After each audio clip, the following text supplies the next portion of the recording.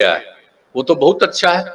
और उधर से लोग आएंगे, किसी को नॉर्थ बिहार जाना है तो जेपी सेतु के माध्यम से जाएंगे, तो बहुत तरह की सुविधा लोगों को ये होने वाली है। आप देख लीजिए कि नदी के किनारे हम लोग यहाँ पर हैं, और जब भी कोई इधर से, जब हम लोग आते रहे बीच में देखते हुए, तो हम तो देखते थे कि कितने लोग वहां बैठे रहते थे, कार्य होते रहता, इलाके के लोगों को कितनी खुशी होती थी पहले से सोच करके। तो आज एक हिस्सा बन गया और 1 साल 1.5 साल के अंदर इसका जो बाकी वाला हिस्सा हो जाएगा, मतलब पूरा का पूरा जेपी गंगा पथ जो है पूरा एक फेज बनकर के तैयार हो जाएगा। उसके बाद दूसरे फेज को हम लोग शुरू करेंगे। लोगों को आने जाने में इतनी सुविधा होगी, और जो भी गुजरेंगे। आज के इस कार्यक्रम में आप सभी उपस्थित हैं। मैं सबसे पहले आप सब लोगों का अभिनंदन करता हूं, और आज इस कार्यक्रम में यहाँ उपस्थित हैं हमारे पथ निर्माण विभाग के माननीय मंत्री श्री नितिन नवीन जी, हमारे पुराने साथी, जेपी आंदोलन के हमारे पुराने साथी, पूर्व केंद्रीय मंत्री और माननीय सांसद श्री रविशंकर प्रसाद जी, दीघा के माननीय विधायक श्री संजीव चौरसिया जी, बिहार विधान परिषद के माननीय सदस्य श्री देवेश चंद्र ठाकुर जी, बिहार विधान परिषद की माननीय सदस्य श्रीमती कुमुद वर्मा जी, बिहार विधान परिषद की माननीय सदस्य मोहतरमा रोजना नाजिस जी, माननीय पूर्व विधायक श्री राजकुमार राय जी, और इस कार्यक्रम में उपस्थित सभी माननीय जनप्रतिनिधिगण, सम्मानित नेतागण, यहाँ मौजूद बिहार सरकार के मुख्य सचिव जनाब आमिर सुबहानी साहब, पथ निर्माण विभाग के अपर मुख्य सचिव श्री प्रत्यय अमृत जी, वित्त विभाग के अपर मुख्य सचिव और मुख्यमंत्री के प्रधान सचिव डॉक्टर एस सिद्धार्थ जी, भवन निर्माण विभाग के सचिव जी श्री गोपाल सिंह जी, पटना के डीएम श्री चंद्रशेखर सिंह जी, वरीय पुलिस अधीक्षक श्री मानवजीत सिंह ढिल्लो जी, और इस कार्यक्रम में उपस्थित पथ निर्माण विभाग के सभी अधिकारीगण, अभियंतागण, सभी कर्मीगण, विशिष्ट अतिथिगण,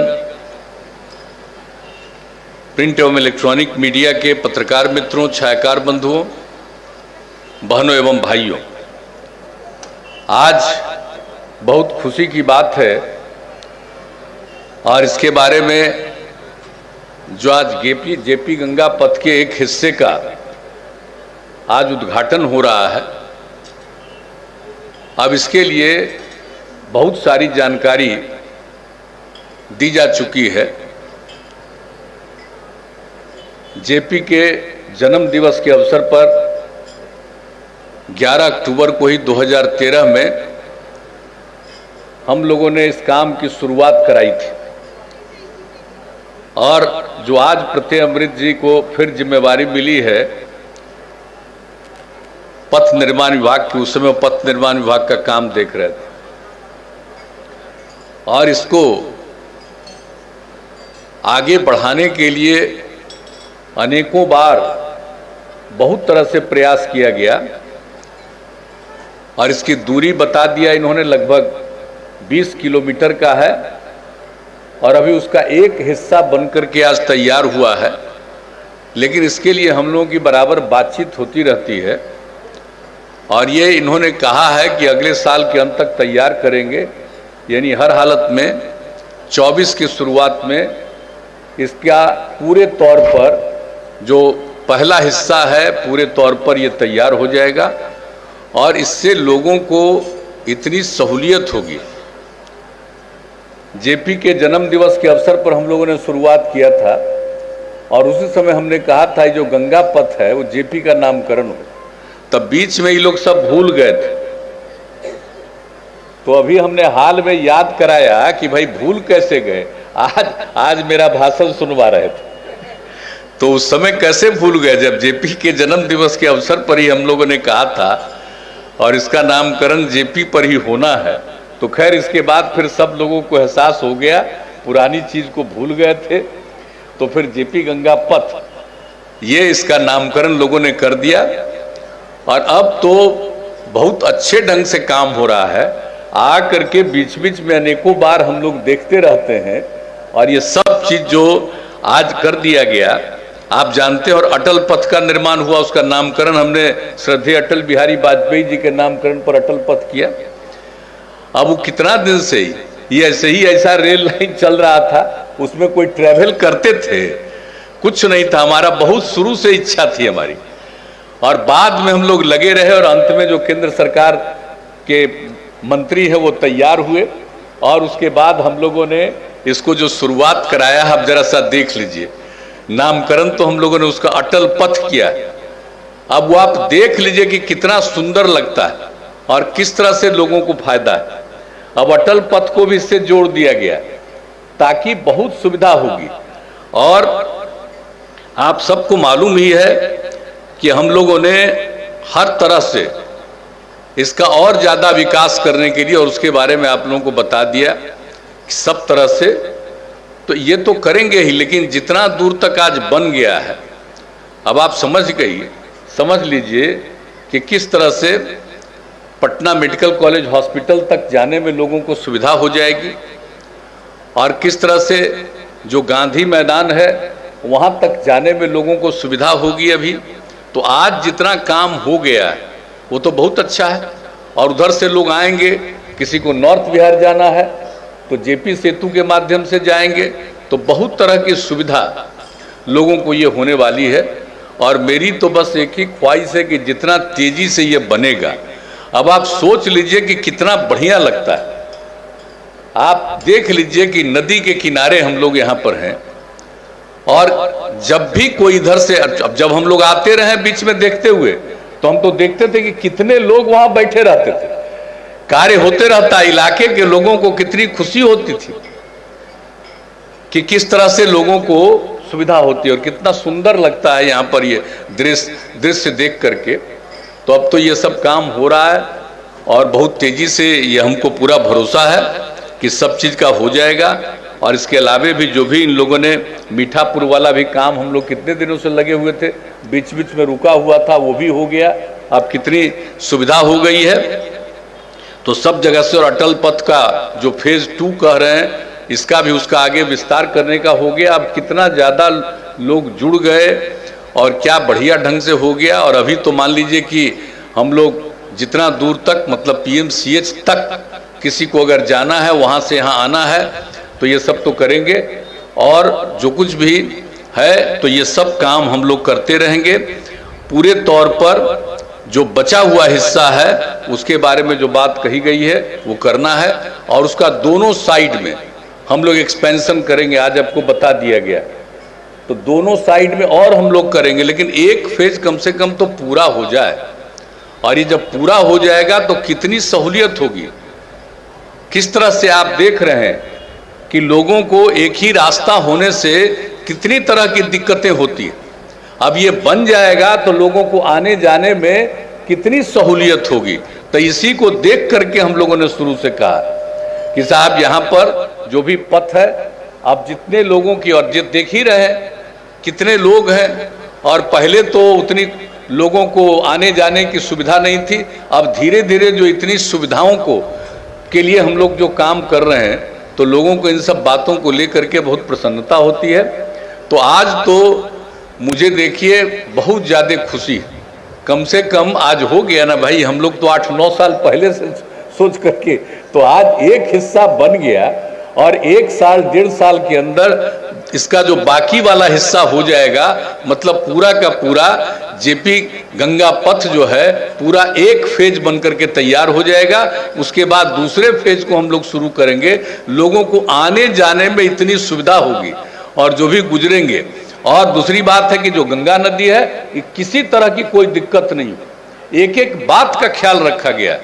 कि कहीं ऐसा नहीं हो कि नदी है नीचे और वहां पर कोई दिक्कत हो। तो इन सब चीजों का एक एक चीज का आकलन करके, अध्ययन करके ध्यान रखा गया है। और अब आप देख रहे हैं कि किस तरह से इसका निर्माण हो रहा है और कितनी राशि है, इस सब के बारे में आपको बता दिया गया कि इसकी लागत तो 3,831 करोड़ रुपया है। ये अभी और भी बढ़ सकता है और हम लोग जब दूसरा फेज करेंगे तो उसके लिए भी हम लोग मन बनाए हुए कि और फेज बनेगा, लेकिन कितना अच्छा होगा। और राजधानी है पटना और पाटलिपुत्र, पुराना सोच लीजिए क्या है, तो हम लोग तो पाटली वृक्ष भी बनाए हुए हैं, तो सब चीज से मिला हुआ। अब आप सोच लीजिए, जिसको आजकल पटना सिटी हम लोग कहते हैं, पटना साहिब कहते हैं, अब वो सोचिए पाटलिपुत्र जो पुराना जगह, तो वो सब जगह यहीं पर। तो अब जितना ज्यादा यहां इसकी खासियत है, तो अगर एक बार ये सब चीज बन करके तैयार हो जाएगा तो फिर से नई पीढ़ी को सिर्फ पटना ही नहीं, सब दिन आज से 2,500 साल पहले से भी ज्यादा का जो पाटलिपुत्र है उसको भी पूरे तौर पर लोग याद रखेंगे कि कितना ये ऐतिहासिक जगह, कैसी राजधानी बनी थी और किस तरह से हुआ था। अब तो बात दूसरा है कि अब सब तो पटना सिटी है, अब आप देख लीजिए कितना ऊंचाई पर है, उसके नीचे ही सब कुछ है, तो सब कुछ है। अब उसको तो अब हटाना मुश्किल है, लेकिन उसमें भी हम कुछ जगह खोजवा रहे हैं कि कुछ जगह खाली है तो उसको नीचे खुदाई कर देंगे ताकि सब लोगों को पुरानी बातों की भी जानकारी हो जाए, पुराना इतिहास भी लोग देखें। और वो हो जाएगा तो जान लीजिए कितने लोग आएंगे और कितना टूरिज्म बढ़ेगा, कितने टूरिस्ट लोग आएंगे, देखेंगे, तो ये सब कुछ होगा। तो पटना की बहुत खासियत है, एक खास जगह है। हम लोग तो गरीब राज्य हैं, लेकिन गरीबी के बावजूद काम करने में कोई कमी नहीं रखते। हम लोग पूरे तौर पर चाहते हैं कि हमारा राज्य विकसित हो और देश के विकास में भी पूरा का पूरा सहयोग हो। तो इसके लिए एक एक काम हो रहा और ये इतना बढ़िया हो जाएगा। आप समझ लीजिए गंगा नदी के किनारे ये सब चीज जो हो रहा है वो कितना बढ़िया अभी लोगों को लग रहा है और पूरा बन करके तैयार होगा। और इसका दूसरा फेज भी जब हम लोग कर देंगे तो किस तरह से लोगों को एक जगह से दूसरी जगह, दक्षिण हो या उत्तर हो, जाने में कितनी सहूलियत होगी दोनों तरफ में। तो लोगों को यह सुविधा हो जाएगी, अनेक सुविधा हो जाएगी। और आप तो जानते ही हैं जो यहाँ पर हम लोगों ने एम्स बनवाया, एम्स बन गया तो वहां पर भी जाने में सुविधा जो पाटली पथ है उसके माध्यम से होगा। पीएमसीएच को हम लोग कितना बड़ा बनवा रहे हैं, पीएमसीएच को हम लोग तो बड़ा बनवा रहे हैं, इस देश में इतना बड़ा कहीं नहीं है, इतना बड़ा हम लोग पीएमसीएच को बना रहे हैं। और कितने लोग अपना इलाज कराने के लिए वहां पर जाएंगे। तो ये सब जब रास्ता रहेगा तो इसी से निकल करके जाएंगे, कोई तरह की किसी को दिक्कत नहीं होगी। अगर कोई भी आदमी की तबीयत खराब है तो उनको आने जाने में किसी तरह की सुविधा नहीं होगी। तो इन सब चीजों को सोचते हुए एक एक काम किया गया और आप लोग भी प्रसन्न हैं, इसके लिए मैं आप सब लोगों को हृदय से धन्यवाद देता हूं। और जो कहा गया है याद रखिएगा, ये आपका ही है, तो इसको भी ठीक ढंग से सुरक्षित रखिएगा। आना जाना ठीक है, लेकिन कोई तोड़ फोड़ इधर से उधर नहीं कर पाए, इस बात का पूरा ध्यान रखिएगा, ताकि एकदम बिल्कुल बहुत अच्छी जगह है। और आप सब लोगों को जो इस इलाके में जब ये सब चीज विकसित हो रहा है और हो जाएगा तो अगल बगल की जगह का कोई इस्तेमाल नहीं था, देखिएगा कि आपके अगल बगल के जगह पर कितने लोग रहना चाहेंगे और कितने तरह का भी काम होगा।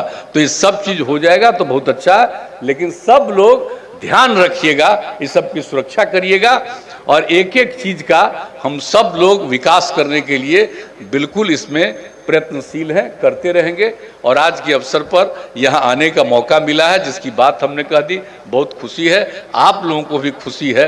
तो मैं इन्हीं शब्दों के साथ आप सब लोगों का अभिनंदन करते हुए, विभाग को धन्यवाद देते हुए, और आज जो लोग काम कर रहे थे, 2 लोग कोरोना से चले गए, उनके परिवार को भी आज कुछ इसके लिए उनको आदर देने की कोशिश की गई। अन्य लोग जो काम कर रहे हैं उनको भी आदर देने की कोशिश की गई है। तो ये सब हम लोगों का कर्तव्य है। और इन्हीं शब्दों के साथ आप सबको धन्यवाद देते हुए मैं अपनी बात को समाप्त करता हूं।